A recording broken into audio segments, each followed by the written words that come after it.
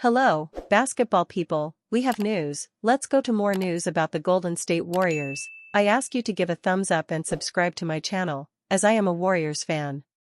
Warriors confident in Moody's recovery.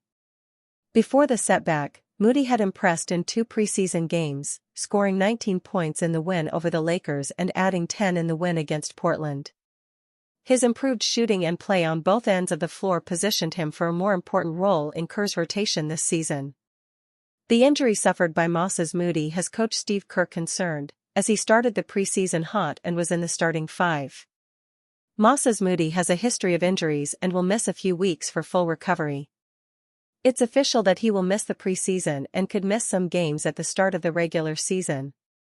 As the Golden State Warriors enter the season with 4 starters over the age of 35, the health of their bench pieces, and especially their perimeter shooters, will be of increasing importance. Yet, 3-and-D wing Moses Moody is set to miss the final 3 preseason games for the team with a calf issue, and, while this likely won't affect his start to the regular season, it could represent a highly concerning development as Moody becomes an increasingly vital role player for Golden State.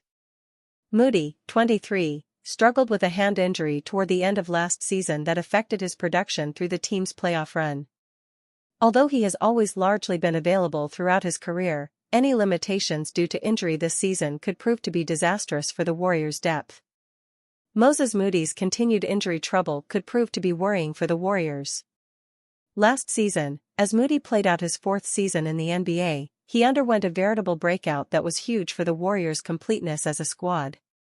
Apart from being instrumental in the team's ability to post the best defense in the league post-All-Star break, Moody shot 37.4% from three-point range on the season, increasing his production enough to even gain a large swathe of starting opportunities following the Jimmy Butler trade. Yet, in the final portions of the regular season and into the playoffs, Moody's shot struggled, a direct result of the UCL tear he suffered in his shooting hand that was surgically repaired this offseason.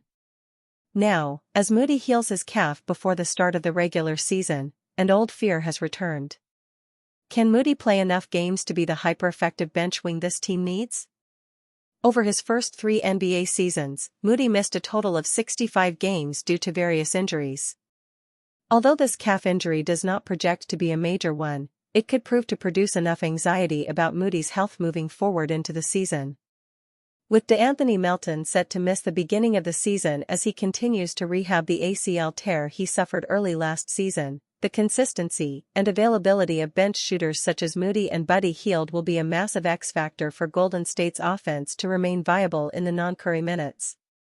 For a player who has been as volatile as Moody has been throughout his short career, even a briefly stunted start to the season can have extensive ramifications, all of which would be definitive negatives for the Warriors. When Moody could return and who will play for the Warriors? Moody's reevaluation is expected in a little over a week. If his progress continues, he could be cleared shortly before the opener.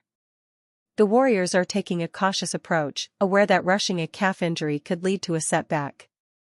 He will first go through limited contact workouts, followed by a gradual ramp-up until he reaches full speed. In Moody's absence, the minutes on the wing will likely fall to Brandon Podziemski and Buddy Hield. Each brings something different. Podziemski adds rebounding, speed, and secondary playmaking ability. Hield provides floor spacing and shooting gravity around the Curry-led units. Podziemski's energy and defense could help stabilize the second unit. Hield's quick shooting is a natural fit alongside Curry and Jimmy Butler. Kerr is expected to rotate the 2 lineups in the final preseason games before setting his rotation for opening night. Warriors have granted Steve Kerr his wish with perfect free agency signing.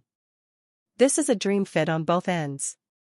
NFL Game Recap for October 12. Steve Kerr has already lauded the free agency addition of Al Horford over the past week, but it's more than just the 3-point shooting that made the veteran center a perfect signing for the Golden State Warriors this offseason.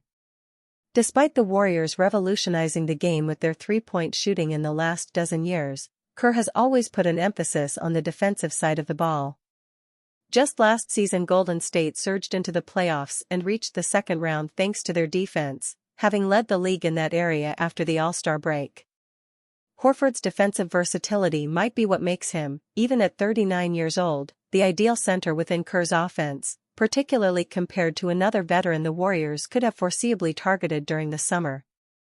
Why the NBA should still be afraid of the Warriors.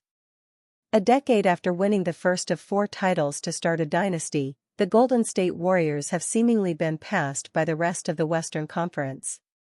According to ESPN BET, the Warriors have just the 7th best odds to win the West this season, behind the defending champion Oklahoma City Thunder, Denver Nuggets, Houston Rockets, Los Angeles Lakers, Minnesota Timberwolves, and LA Clippers. That placement makes some sense. Golden State was the number 7 seed last season, bowed out in 5 games in the second round and could boast the oldest starting lineup in NBA history this season.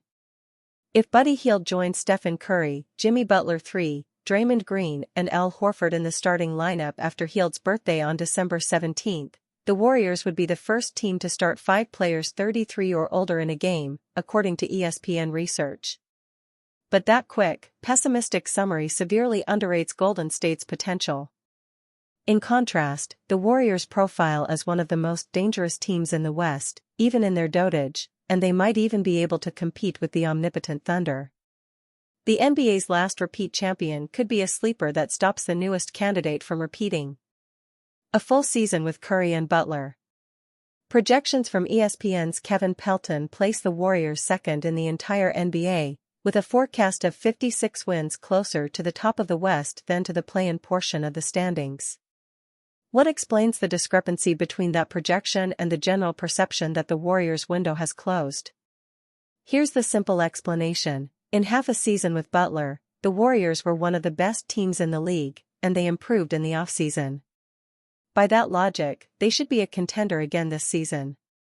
Golden State upset the second-seeded Rockets in the first round and took Game 1 against the Timberwolves before running out of steam without Curry, who suffered a hamstring strain 13 minutes into the series.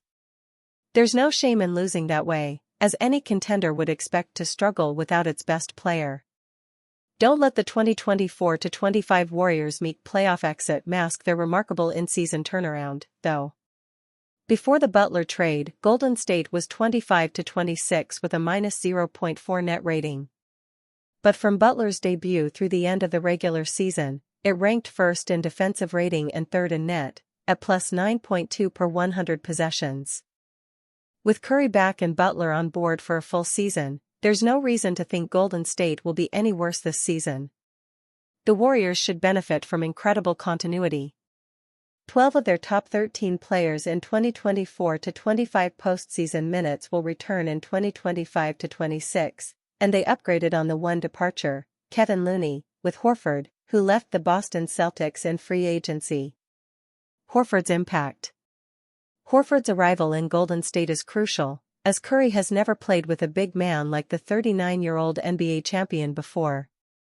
Among Warriors centers since Curry's breakout season, 2012-13, the leaders in total three-point makes are Dario Saric, who made 74 threes as a backup center in 2023-24, and Quinton Post, who sank 73 as a rookie last season.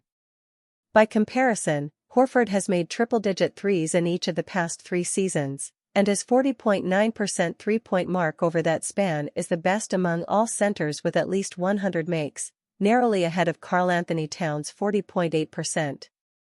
His ability to stretch the floor will provide important balance next to Butler and Green, who can both be reluctant shooters.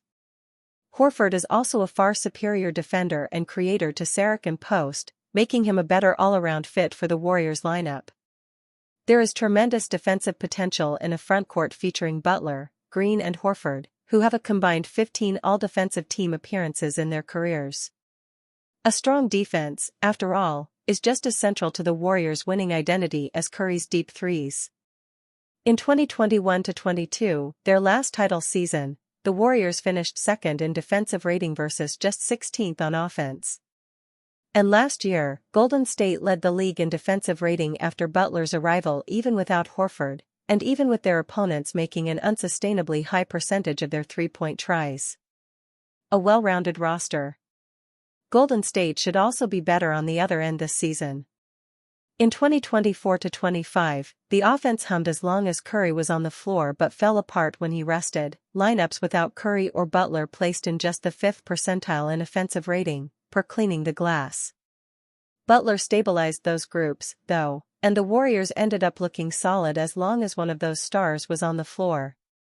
Age and availability could get in the way of that plan.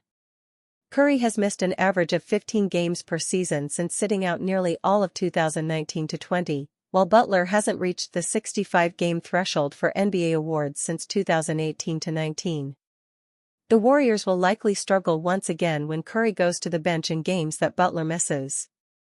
Jonathan Kuminga, who is still a Warrior for now after a protracted restricted free agency, could play an important role as the best scoring option in no Curry, no Butler minutes. He averaged 24.3 points on 55% shooting in the Warriors' final 4 playoff games last season. Or Kuminga could improve the team by helping to facilitate a mid-season trade. Kuminga is the only Warriors player with a cap hit between $12 million and $25 million this season, meaning he'd provide the necessary matching salary to get Golden State another sizable deal at the deadline.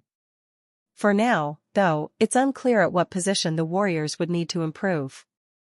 As the season approaches, they're operating with an enviable combination of star power and depth. 5 different Warriors: Curry, Butler, Green, Horford and Brandon Podziemski rank among the top 10% most impactful players in the league on a per-possession basis, according to the advanced stat XRAPM, which blends play-by-play and on-off data. The only other teams with more than 3 such players are the Thunder, Rockets, and Cleveland Cavaliers.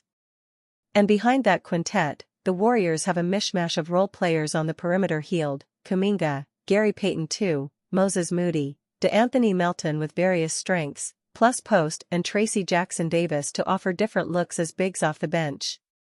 As Pelton notes about his projections, the Warriors have 11 players who rate better than league average, tied with the Thunder for most of any team.